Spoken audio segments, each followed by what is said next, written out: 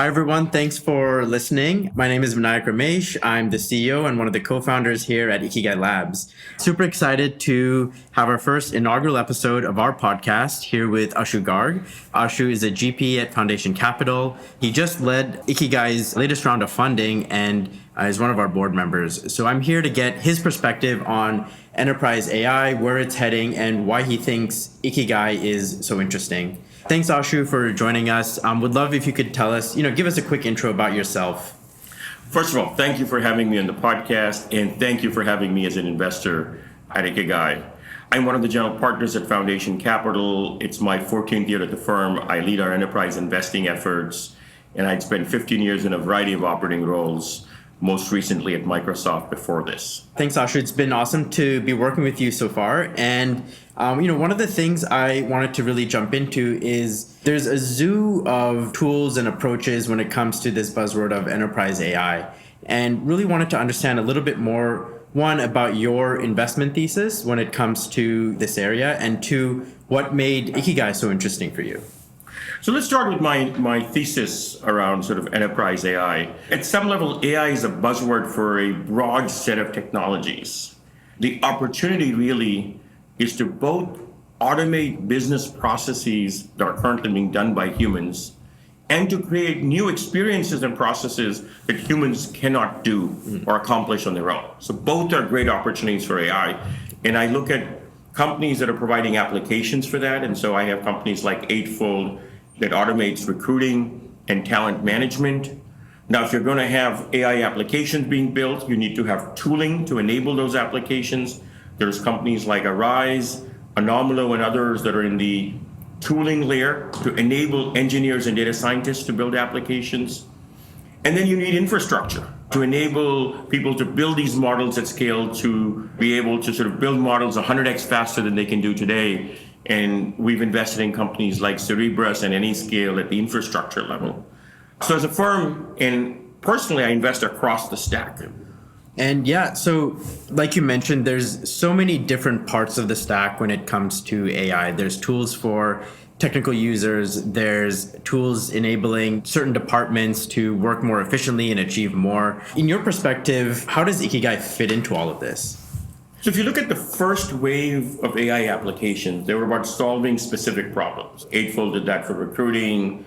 You can find companies that are doing AI automation in CRM and so many other business processes. And that's a great category, and I think a lot of very large companies are going to get creative. The reality is large enterprises have hundreds of business processes, maybe thousands, the vast majority of which will not have a dedicated AI for blah. Right. There's not going to be a unique company for each of those. And what I saw in Ikigai was a company that was a horizontal platform that enables business users, not technical users, business users, people who are data aware, who know how to handle data, so what we call data operators, but aren't necessarily engineers or technically sophisticated. Ikigai enables such people to create their own AI application. And that's what makes it so powerful. A big part of our thesis at Ikigai is to really enable these, what we call data operators, because they know their business process the best. So our philosophy is really to give them really, really powerful tools to automate what needs to be automated. Now, when it comes to AI and different use cases, sometimes people are scared, is it going to completely replace people? And there might be use cases where it has. One of the things that we believe is AI is not about replacing people. It's about augmenting people to really do their best and giving them the insights to work better and removing manual tasks. And I'm curious for you, between investments that you've seen, what you're hearing about from different executives, are you seeing things trend one way or the other, or are there certain areas that you've been seeing AI be more successful in? So I think, as you rightly pointed out, the answer is both.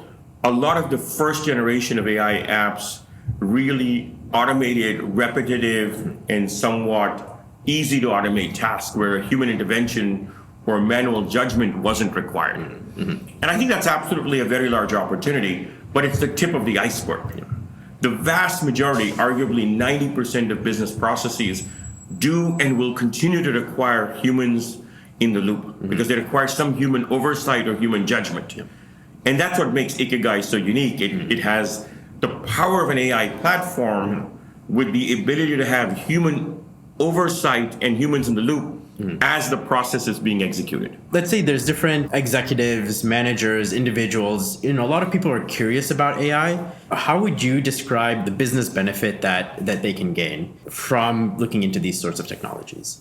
AI has become such a big buzzword that literally every executive wants to have an AI thing in their toolkit, or they want to have demonstrated that they've used AI to solve a problem. The challenge is pulling together an AI application is incredibly hard. Most corporations can't afford or attract the engineering and technical talent required to build an AI application. And that's where Ikigai fits in.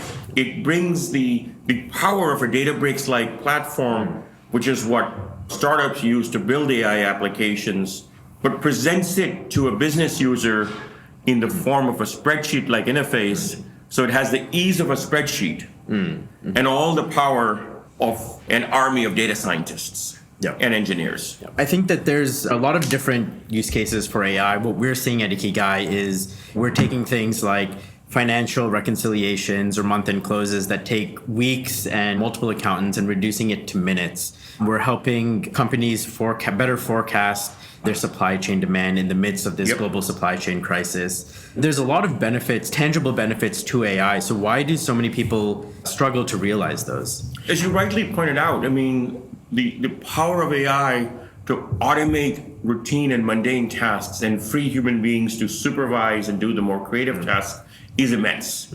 The challenge is you have to build models. You then have to put these models in production. You have to monitor them. You have to deal with a ton of infrastructure. And for most companies, the cost of all of this can very quickly add up to a few $1 million a year just to get started. And that's not a realistic solution for most companies. And that's what really attracted me to Ikigai. You can get the power of a multi-million-dollar a year data science and machine learning team all packaged in the form of a product that your existing employees can use. Employees that are smart, they know your business, but they're not data scientists. The benefit of bringing that power to your existing employees is what makes Ikigai special. Yeah. Thanks, Ashu. And so now that we've talked a little bit about the benefit that Ikigai should provide and maybe why different folks should utilize a technology like this, what advice would you give them for both getting started with AI and advice for getting started with Ikigai to really transform their business?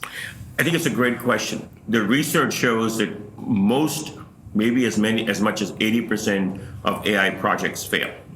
And so the trick, I think, is to get started small and solve a specific problem and go from there.